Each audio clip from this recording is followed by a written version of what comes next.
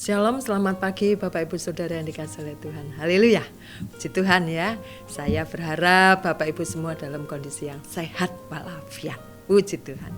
Mari Bapak Ibu, kita berdoa bersama-sama sebelum kita belajar firman Tuhan pada pagi hari ini. Bapa, terima kasih. Syukur kami naikkan kepadamu. Dan biarlah setiap hari mulut kami mengatakan Tuhan itu baik. Dan setiap hari kami ingin memuji Engkau. Kami mau bermazmur bagimu Tuhan. Kami ingin meninggikan Engkau dalam kehidupan kami. Terima kasih Tuhan, terima kasih. Terima kasih Bapa, kasih-Mu yang selalu tercurah bagi kami. Pengampunan-Mu yang selalu tersedia bagi kami. Apabila kami melakukan pelanggaran dosa yang kami lakukan dengan sengaja atau tidak sengaja. Terima kasih Tuhan. Sebentar kami mau belajar firman-Mu.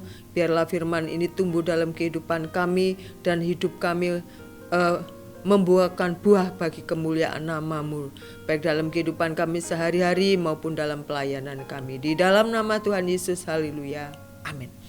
Bapak Ibu Saudara yang dikasihi oleh Tuhan, pada pagi hari ini kita belajar di dalam kitab Yeremia. Kitab Yeremia pasal 17. Kitab Yeremia pasal 17 ayat yang ke-5 dan ke-6, ayat favorit kita. Ya, dan pada pagi hari ini saya akan memberikan judul yaitu pengharapanku. Haleluya. Kitab Yeremia 17 ayat 5 dan sampai ke 7 saya akan membacanya ya Bapak Ibu. Beginilah firman Tuhan, terkutuklah orang yang mengandalkan manusia, yang mengandalkan kekuatannya sendiri, dan yang hatinya menjauh daripada Tuhan.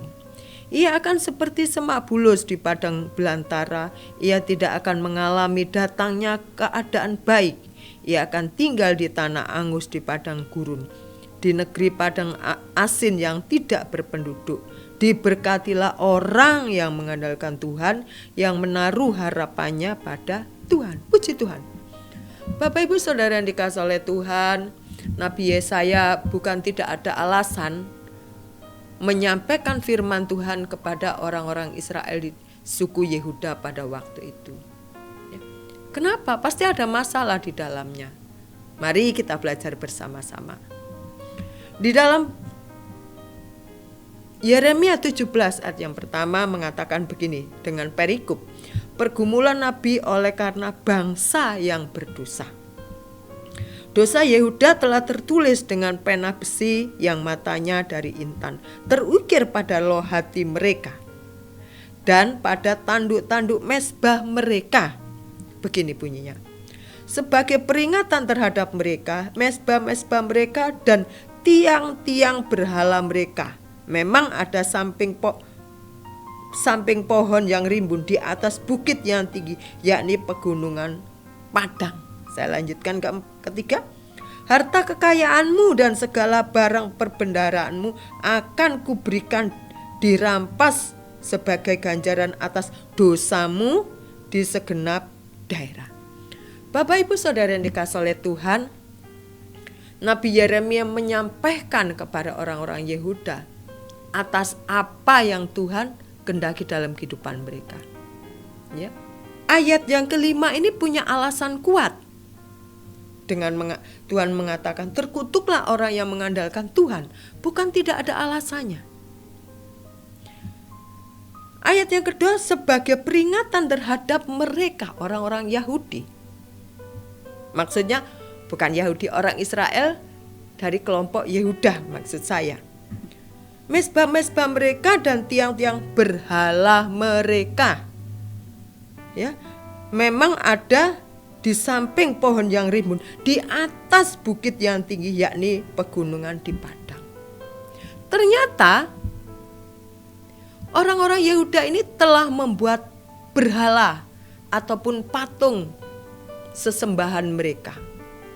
Saya jadi masih ingat ya Bapak Ibu, waktu saya masih kecil di kampung di Surabaya itu kan ada nama sebuah patung yang besar yang terkenal, yaitu patung Joko Dolok. Nah, waktu kecil saya diajak ke sana oleh bapak saya. Ya. disuruh berdoa, minta supaya saya kalau ujian itu bisa lulus, nilainya bisa baik. Karena saya belum mengerti kebenaran, saya ikuti orang tua saya hargai orang tua saya, ya, saya melakukannya. Saya sempat berpikir, ini kan batu, kenapa Bapak suruh saya begini, tapi saya tidak berani, Bapak Ibu, ya. Nah, waktu saya belajar firman Tuhan di dalam Yeremia ini, saya jadi ingat kembali apa yang saya lakukan dahulu pada waktu saya masih kecil. Tidak ubahnya seperti orang-orang Yehuda, ya. Mezbah-mezbah mereka dan tiang-tiang berhala mereka di pohon yang tinggi. Orang-orang Yehuda mulai dirinya ini, ya, mengandalkan, mereka datang meminta sesuatu kepada patung-patung berhala yang tidak bisa memegang kita, yang tidak bisa bersuara, punya mata tapi tidak bisa melihat, punya telinga tapi tidak bisa mendengar. Bapak Ibu Saudara sekalian, saya juga pernah ke Gunung Kawi waktu saya jadi guru di Surabaya. Karena acara tur gitu ya saya. Dan saya melihat di sana orang-orang menantikan yang namanya jatuhnya pohon daru itu. Bukan pohon, daun dari pohon daru itu jatuh. Siapa yang ketimpa itu, dia menjadi keinginannya terkabul. Orang tidur di bawah pohon itu berhari-hari. Saya penasaran saja. Nah, mereka mulai percaya, mereka percaya kepada hal-hal yang itu tidak bisa melakukan apa-apa sesungguhnya dalam kehidupan mereka.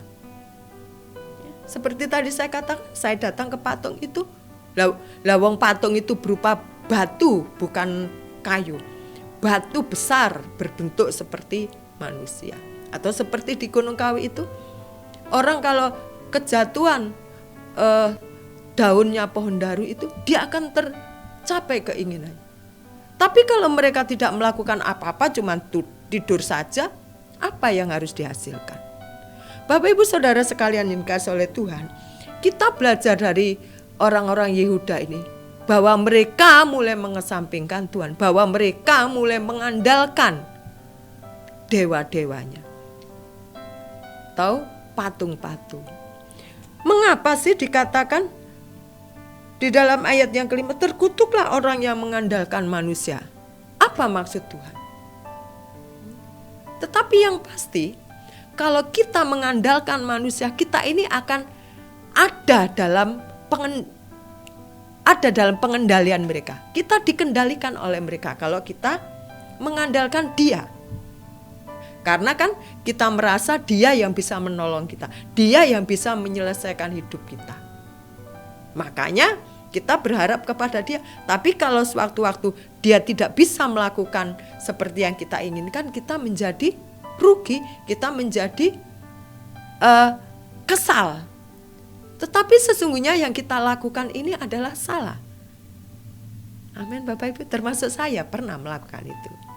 Nah, kita berkaca pada pagi hari ini kepada suku Yehuda.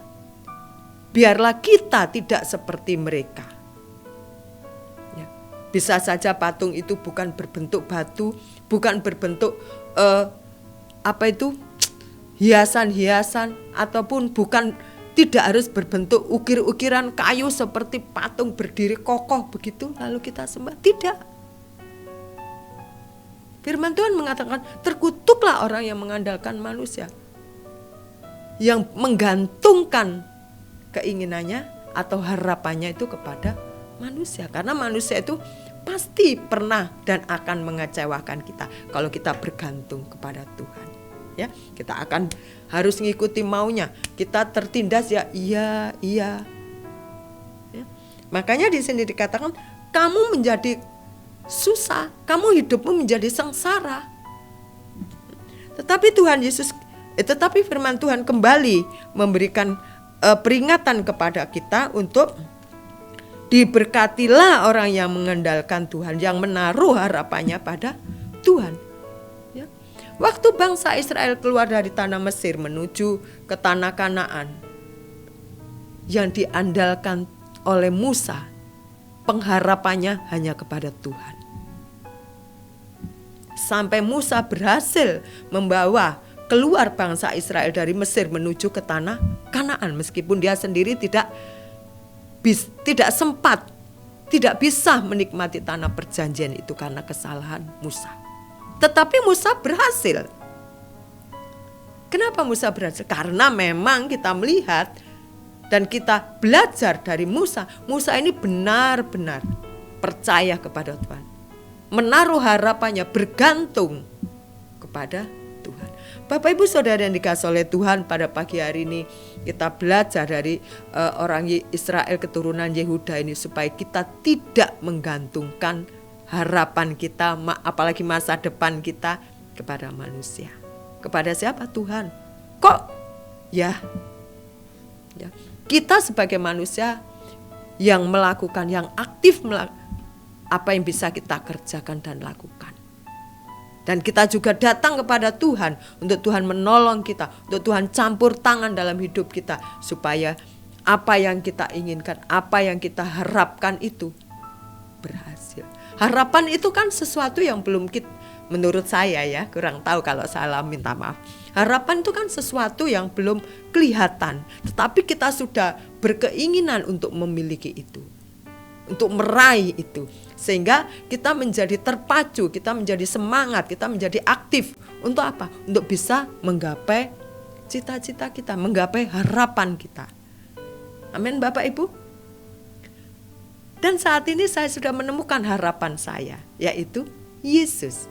Karena saya tahu dan saya percaya Bapak Ibu Saudara sekalian juga tahu dan sangat tahu, pengharapan kita hanya kepada Yesus. Amin. Yang senantiasa hadir dalam kehidupan kita, yang senantiasa menyertai kita dimanapun, kapanpun kita berada, dia ada.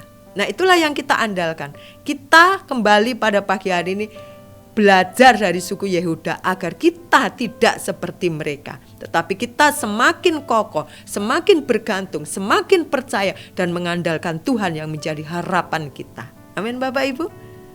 Sobat, kadang-kadang juga Tuhan belum menjawab, atau Tuhan sudah menjawab dan jawabannya tidak sesuai dengan kita. Tetapi sesungguhnya Tuhan memberikan yang terbaik kepada kita, karena dia menjadi harapan kita, karena dia yang kita andalkan dalam segala apapun juga. Amin Bapak Ibu, puji Tuhan. Mari kita berdoa. Bapa, Engkau ingatkan kami kepada suku Yehuda untuk kami bergantung dan tidak mengandalkan manusia, dan kami tidak mengandalkan patung-patung yang dalam diri kita. Mungkin patung itu bukan berbentuk patung buatan manusia, tetapi mungkin ada berhala-berhala lain yang menghambat kami untuk kami dekat kepada Tuhan, yang menghambat kami untuk kami menjadi pribadi yang pasif. Tuhan, bawa kami lebih dekat lagi kepadamu. Engkau mengajarkan kepada kami bahwa hanya dekat Engkau sajalah kami tenang. Kami ingin tenang Tuhan, dan itulah yang menjadi harapan serta cita-cita kami, hidup tenang, damai sejahtera yang daripada Tuhan, yang Engkau selalu janjikan dalam kehidupan kami. Terima kasih Tuhan. Terima kasih, benahi pola pikir kami apabila Engkau dapati salah di hadapan Tuhan, sehingga kami benar-benar percaya dan kami mau bergantung sepenuhnya kepada Engkau, Allah yang hidup. Terima kasih Bapa, di dalam nama Tuhan Yesus, haleluya, amin. Selamat pagi, selamat beraktivitas, Tuhan Yesus memberkati, amin.